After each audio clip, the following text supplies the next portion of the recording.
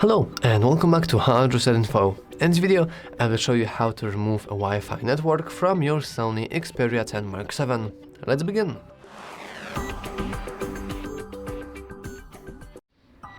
So, first of all, you want to expand our control center. Then you can press and hold onto the internet icon and you should see our internet settings. Alternatively, you can simply enter our settings, then network and internet, and you will notice the same screen. Now you want to go into the cogwheel settings of your network that you want to remove from. So for me, it's this one.